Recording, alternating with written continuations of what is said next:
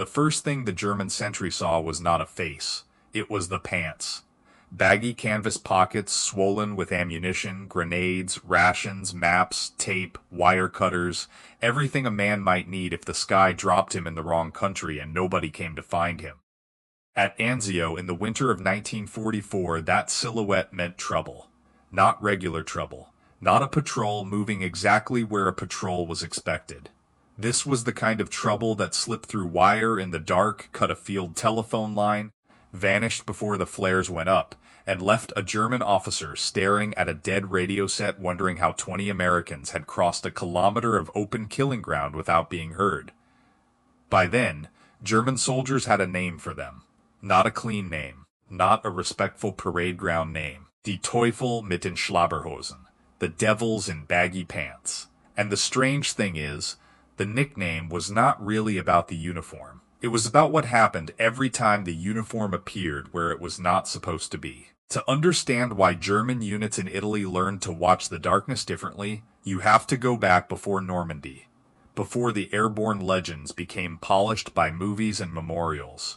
You have to go back to the experimental years. To the years when the United States Army was still trying to find out whether it could throw infantry out of aircraft at night and still have those men fight like a unit once they hit the ground. In 1942, the 82nd was not yet a myth. It was a division being rebuilt into an idea. At Fort Bragg, men volunteered for that idea before anyone could honestly promise them it would work. They were not simply trained to jump.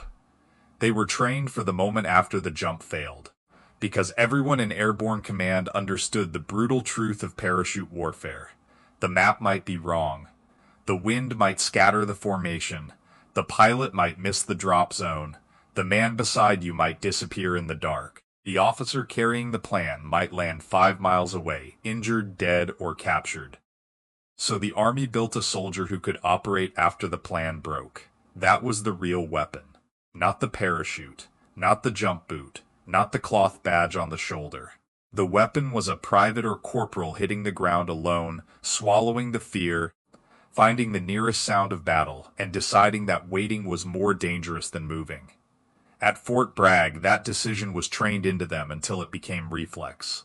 Men ran in combat gear until their legs burned. They jumped from towers, then aircraft at night. They learned demolitions, first aid, navigation, radio procedure, anti-tank work, close fighting, and how to recognize terrain by touch and shadow. They learned to carry too much. They learned to sleep too little. They learned that an airborne landing was not a neat military event. It was a controlled disaster, and their job was to be the dangerous part of the disaster. The first major test came over Sicily in July 1943. On paper, Operation Husky was clean. American paratroopers would land ahead of the invasion beaches, seize roads and high ground, and slow any German counterattack long enough for the seaborne troops to establish themselves. In the air, nothing was clean. The winds rose hard over the Mediterranean. Transport formations broke apart in darkness. Anti-aircraft fire climbed from the coast. Some aircraft were hit by enemy guns. Some were fired on by nervous friendly ships. Sticks of men who had trained to land together were scattered across miles of Sicilian fields, stone walls, orchards, roads, ravines, and farm country. For a conventional unit, that kind of landing was a disaster. For the Germans, it should have been a gift. Scattered men could be hunted, isolated men could be rounded up, confused troops could be contained before they found each other. Except the Americans did not behave like men waiting to be contained. They behaved like men who had expected the landing to go wrong. Small groups formed in the dark. 2 men became 4. 4 became 9. A sergeant from one company found a private from another and a radioman from a third, and instead of looking for headquarters, they looked for the enemy. They cut wires. They ambushed vehicles. They fired from groves, from ditches, from stone buildings. From the edges of roads German commanders thought were secure. By morning, German reports began describing American paratroopers appearing in places that made no operational sense. That was what made them so hard to read. They were not holding a neat perimeter. They were not moving as one clean formation. They were striking from fragments.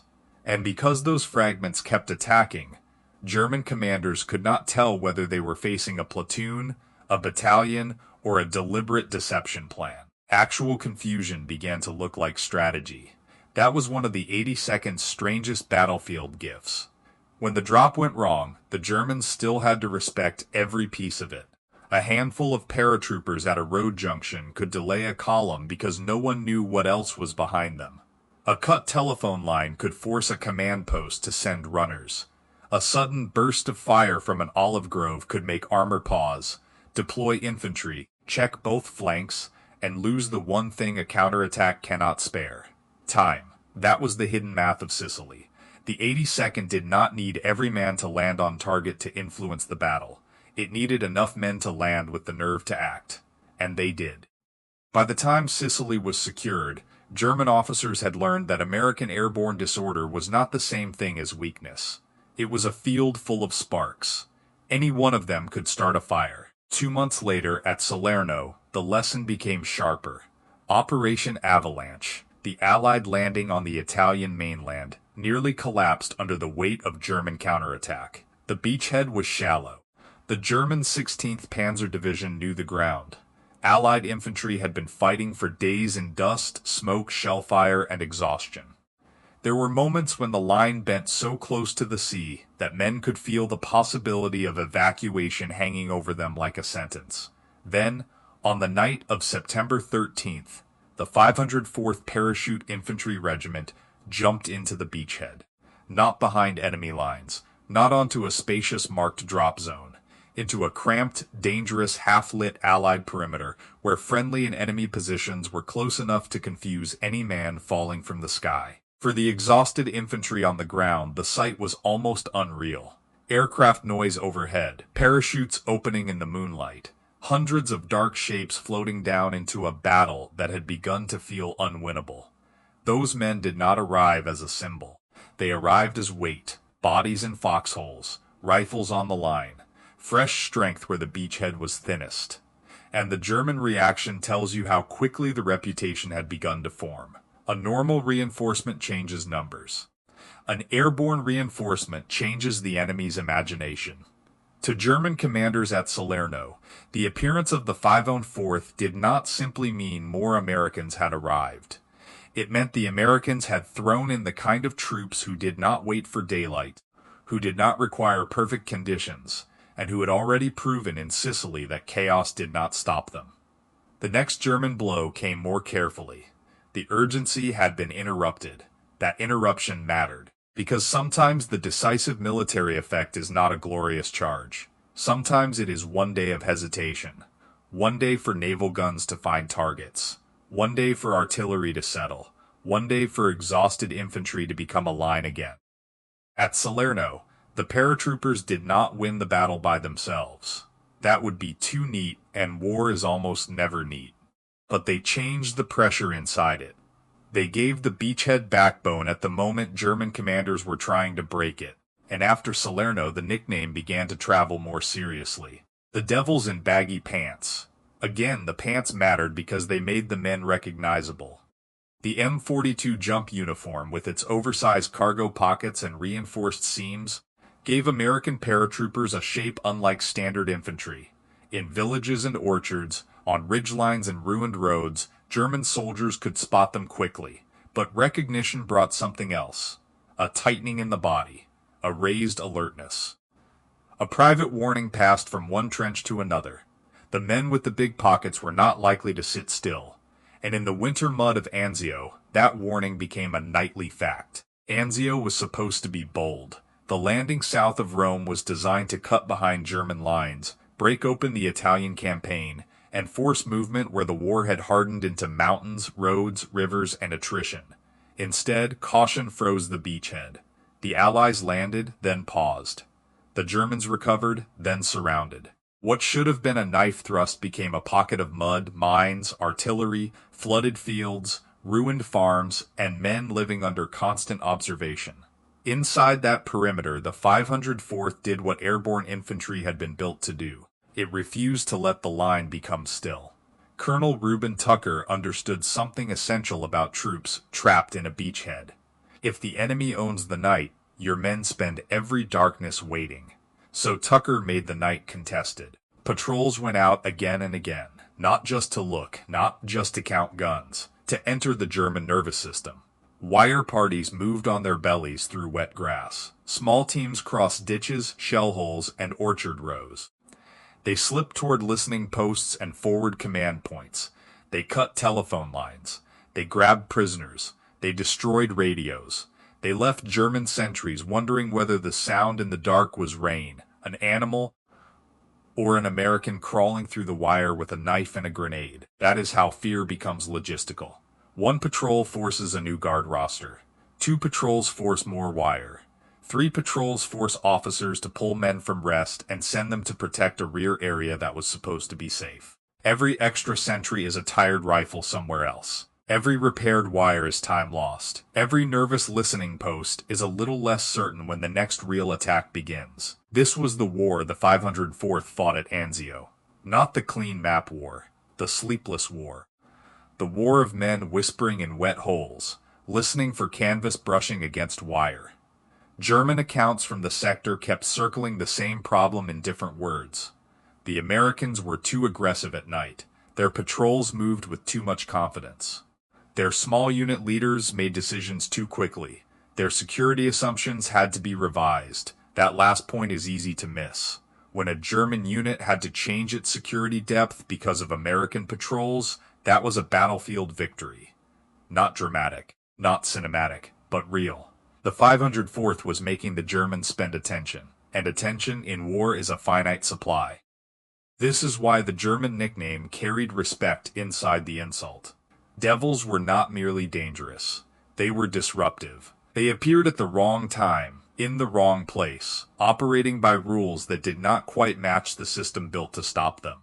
By early 1944, German intelligence no longer treated American airborne troops as a curiosity.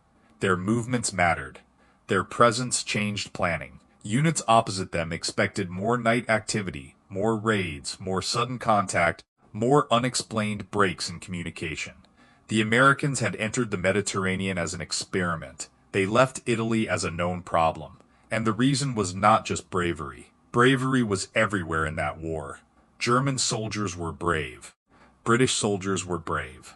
Soviet soldiers were brave in numbers and conditions almost impossible to imagine. What made the 82nd different was the combination of bravery with permission. Permission to act. Permission to improvise. Permission for a young NCO to turn a broken plan into a local attack without waiting for someone higher to make the battlefield make sense. That is the part German officers struggled to categorize. The German army had its own proud tradition of mission command. Its junior leaders were often excellent, but the American airborne system pushed independence down to the level where the chaos first happened. A scattered stick, a lost squad, a corporal with 6 men in a ditch and no map position he could trust. That was where the 82nd either lived or died, so that was where it placed initiative. The result looked reckless from the outside. From the inside, it was doctrine hardened into habit. If you land alone, find someone. If you find someone, find the fight. If you find the fight, make the enemy solve you before you have to solve him. Then came Normandy. By June 1944, the 82nd had already learned the painful lessons other units were about to learn for the first time. The night sky over France broke formations again. Drops scattered again. Men landed in flooded fields, hedgerows, orchards, roads, towns, and places nowhere near the intended objectives. Once again, the map shattered. Once again, the Germans could not tell whether the pattern was failure or design. American paratroopers cut across the Continent in small groups. They blocked roads, they attacked gun positions, they seized causeways, they fought from hedgerows. They linked up with men they had never met and followed leaders they had not known an hour earlier. And once again, the scattered landing created an intelligence nightmare. Reports came in from too many places. American airborne troops here. American airborne troops there. Strength unknown. Intent unclear. Landing zones inconsistent. Was this a deception? Was this chaos? Was this both? That uncertainty was not a side effect. It became part of the battle. A German commander trying to respond to the invasion did not just need to know where the beaches were. He needed roads, telephone lines, bridge information, fuel movement, orders moving cleanly through the chain, and American paratroopers were loose in the rear, turning all of those things into questions.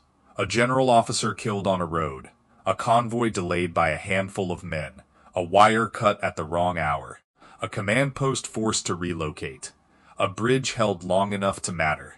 This was how the 82nd reached beyond the small size of its fragments. A 5-man group could not defeat an army, but it could put a stone in the gears at the exact moment the machine needed to move. That is what German soldiers remembered. Not just that the Americans were brave, that they were inconvenient in a way that became dangerous. They attacked when isolated men were supposed to hide. They moved when exhausted men were supposed to sleep. They used disorder not as an excuse but as cover, and the pants, those baggy pockets German soldiers noticed first, became a sign of a larger fact. These men had come prepared to be cut off, prepared to carry their own little war on their bodies. Ammunition in one pocket, grenades in another, rations, medical dressings, extra magazines, pieces of gear stuffed wherever cloth would hold. The uniform looked strange because the mission was strange. A paratrooper had to become, for a few hours or a few days, a self-contained problem. The men who did this were not born as legends. They were clerks, farm boys, factory hands, athletes, mechanics, students, sons who wrote home and made the training sound easier than it was. Some came from Pennsylvania mill towns. Some from Carolina roads not far from the training ground. Some from Detroit, Boston, Texas, Louisiana, and every other place the Army could pull volunteers willing to step through an aircraft door at night with a rifle strapped to one side and the ground invisible below them. The Army gave them a method. Combat gave them a reputation. The Germans gave them a name. And the name endured because it captured something more precise than propaganda ever could. The 82nd made enemy soldiers believe that the dark itself might be occupied, that a quiet road might already be watched, that a rear command post was not truly rear, that a damaged plan in American hands might be more dangerous than a perfect plan in someone else's. That is not a romantic idea. It is a brutal one. It means men were tired because other men refused to let them sleep. It means a prisoner was taken because a patrol crossed ground no sane person wanted to cross. It means a telephone line was cut because someone crawled through mud with his face inches from mines and wire. It means a counterattack slowed because a few scattered Americans made the enemy imagine a larger force behind them. One dark night at a time, that imagination became part of the 82nd's combat power. By the end of the war, the 82nd Airborne would be associated with many places: Sicily, Salerno, Anzio, Normandy, Holland, the Ardennes, the march into Germany. But the nickname from Italy carries a special weight because it came early, before the full legend hardened. It came when the airborne idea was still proving itself. It came from enemies who had no reason to flatter them. It came from men who had seen enough war to know the difference between noise and danger. They saw the baggy pants first.